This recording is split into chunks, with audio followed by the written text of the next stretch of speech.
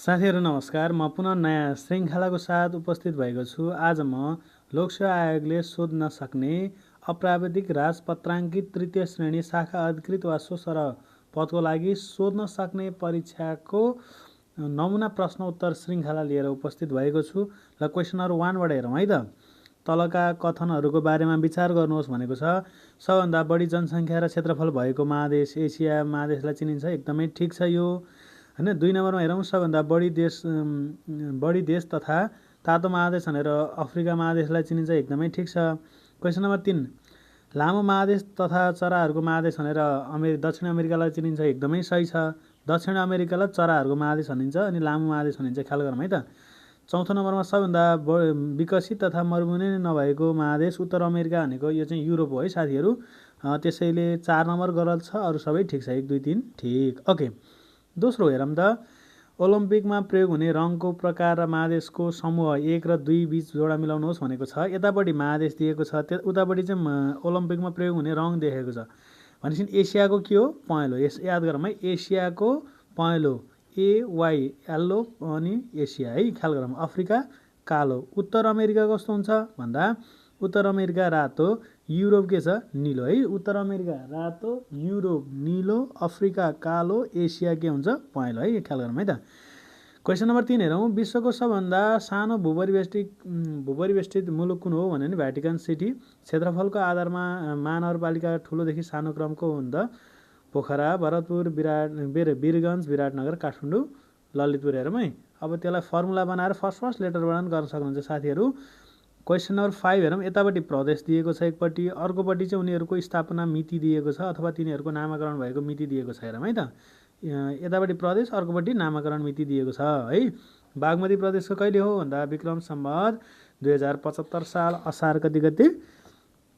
22 गते है। के अरे बागमती प्रदेश भन्न आएछ, त्यो चाहिँ गण्डकी प्रदेश है साथीहरू। बागमती प्रदेशको चाहिँ विक्रम सम्वत 2076 पुस 27 गते, गण्डकी प्रदेश विक्रम सम्वत 2075 असार कति त? 22 गते। सुदूरपश्चिम प्रदेशको विक्रम सम्वत 2075 असोज 12 गते। कर्णाली प्रदेश सबैभन्दा पहिला नै भएको थियो, विक्रम सम्वत 2074 फागुन 12 गते। सबभन्दा कम स्थानीय तह भएको प्रदेश कुन हो भने क्र्णाली, ख्याल गरौँ है साथीहरू। कम स्थानीय तह, बढी स्थानीय तह, बढी गाउँपालिका, बढी नगरपालिका कस कहाँ भनेर एकदमै सोध्छ। क्वेसन नम्बर 7 हेरौँ। समूह 1 र समूह 2 बीचको जोडा मिलाउनुहोस् भनेको छ।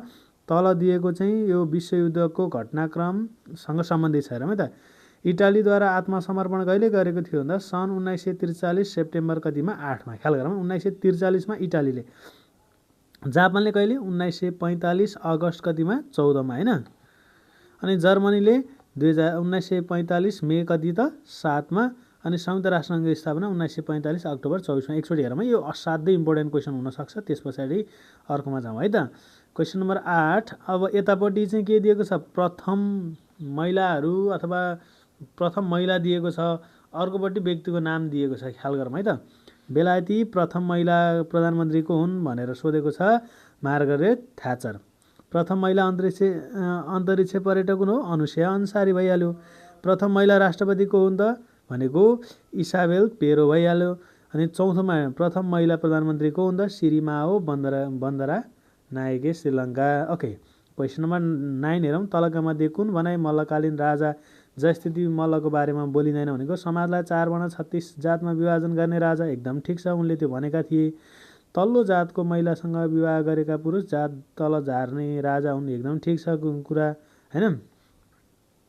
अनि ब्राह्मणलाई पञ्चगौड र पञ्चद्रविडमा विभाजन गर्ने राजा हुन्, एकदम ठिक छ। अपराधीलाई मृत्युदण्ड दिने व्यवस्था गर्ने राजा हैन, अपराधीलाई मृत्युदण्ड होइन जरिवानाको व्यवस्था गरेका थिए है। यो चाहिँ उल्टो भयो, अरू सबै ठिक छ है त।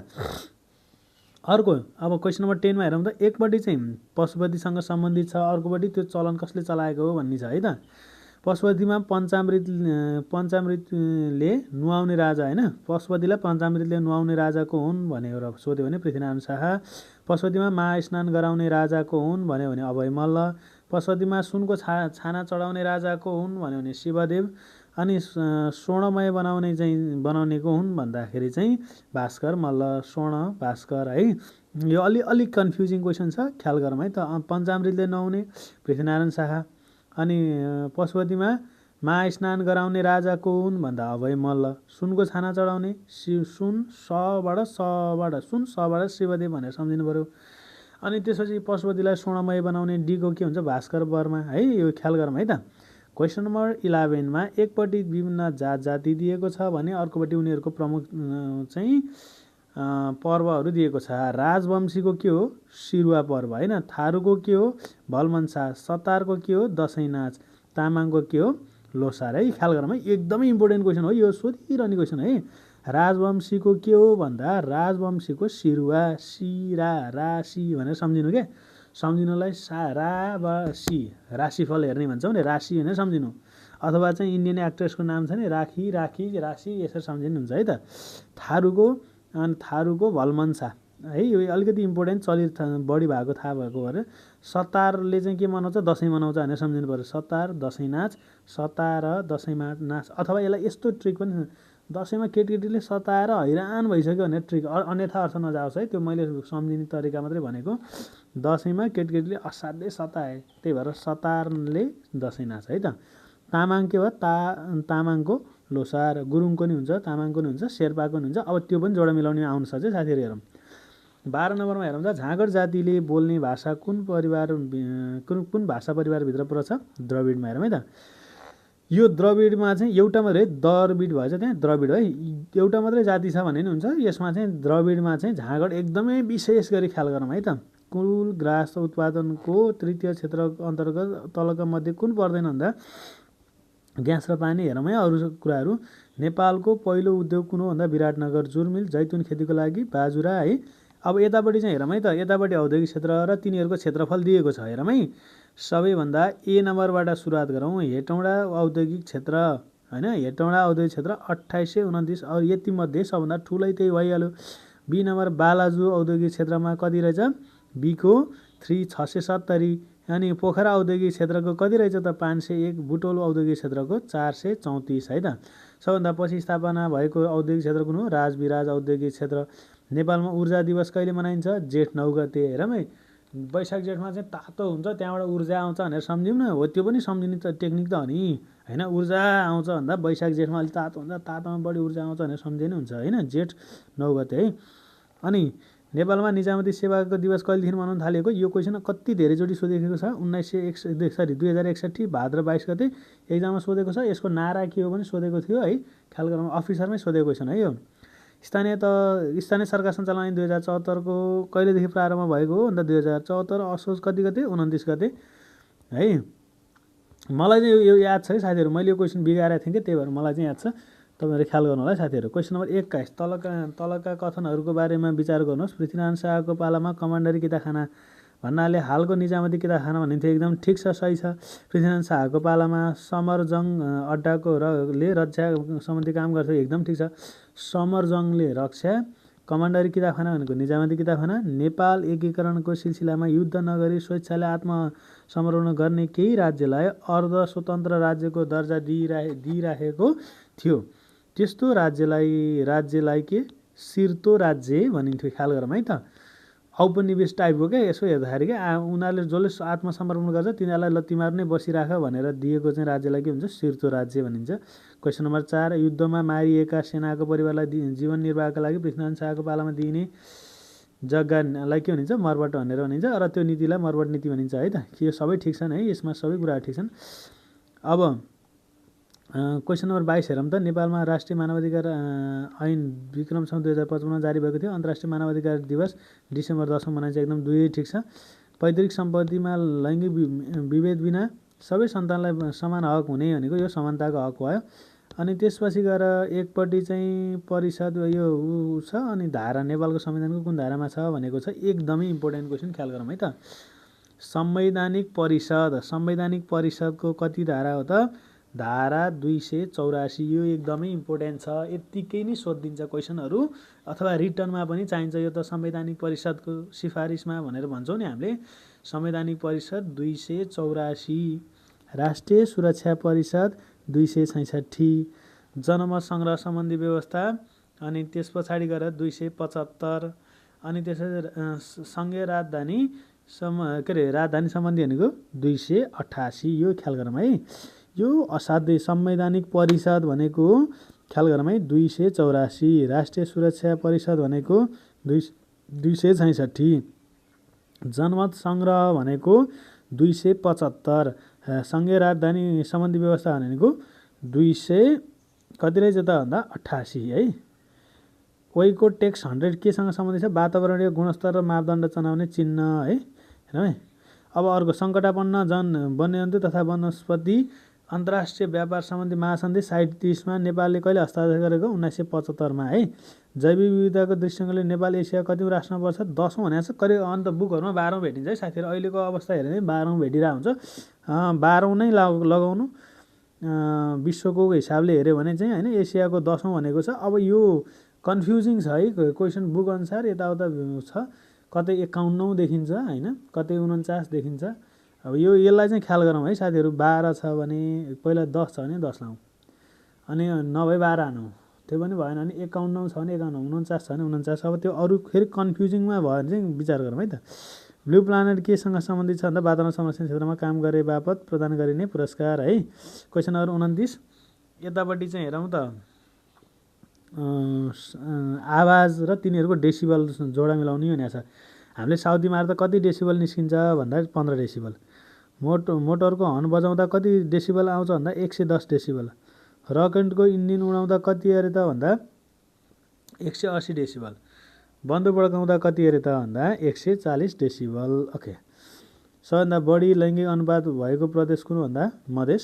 तलका कथनहरूको बारेमा विचार गर्नुहोस् भनेको मौरीले टोक्दा एसिटिक एसिडका कारणले दुख्छ, एकदमै ठिक छ। काँक्रोमा फेदमा कुकुर भिटासिन तत्त्वले कारणले तितो हुन्छ, एकदमै ठिक छ। सूर्यमुखी फुल अक्सिन नामक तत्त्वहरू पाइन्छ, एकदमै ठिक छ। नेपालमा सर्वप्रथम दूरबीन प्रयोग गर्ने राजा महेन्द्र हुन् होइन, यो गलत छ है त। ख्याल गरौँ है त। ओके। अनि अर्को क्वेसन नम्बर 32 हेरौँ त। रुसले सन् 1957 नोभेम्बर 2 अन्तर्राष्ट्रियमा पठाइएको मानव निर्मित उपग्रह कुन हो भन्दा स्पुतनिक 2 है त।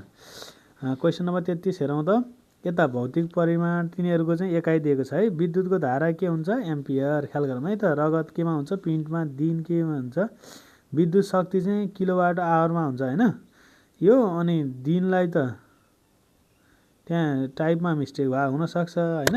दिन भनेको आवास भनेर भनेको छ। अब यसलाई दिनलाई आवास मानौँ। विद्युत शक्तिको चाहिँ के हुने भयो त भन्दा युनिट हुन्छ। अब किलोवाट आवर पनि हुनसक्छ त्यहाँ। अब यो चाहिँ ख्याल गरौँ है। यो चाहिँ कतिमा के हुन्छ।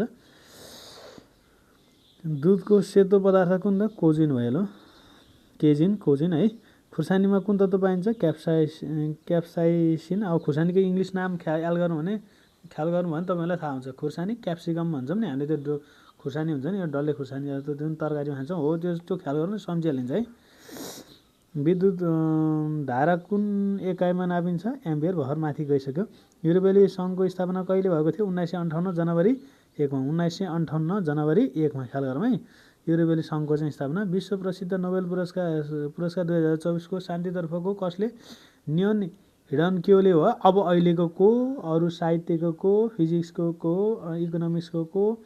केमिस्ट्रीको को?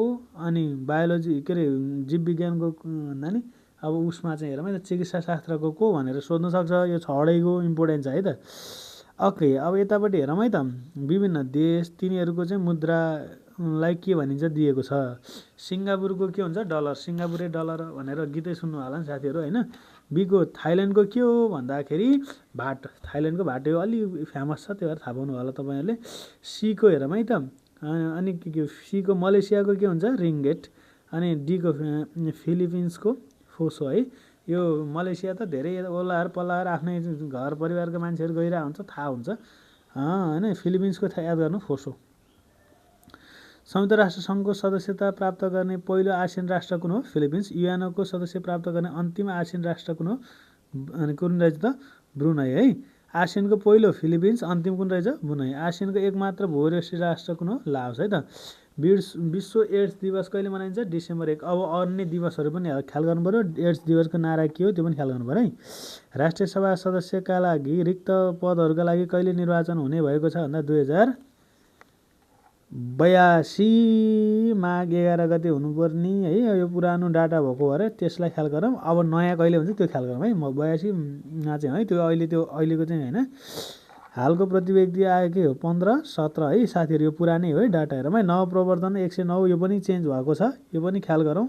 2024 अनुसार चाहिँ 109 ठिक छ। बैंक अफ द इयर 2024 को कुन हो एनएमबी होइन, अहिले चाहिँ यो पनि चेन्ज भइरहेछ, यो पनि ख्याल गरौँ। यो समसामयिक विषयवस्तु हुन्, त्यही भएर चेन्ज गर्नुपर्छ है साथीहरू है। विश्व क्रिकेट इतिहासमा टाइम आउट हुने पहिलो क्रिकेटर को हुन् त भन्दा एन्जलो म्याथ्युज है। विश्व क्रिकेट इतिहासमा टाइम आउट हुने पहिलो क्रिकेट खेलाडी को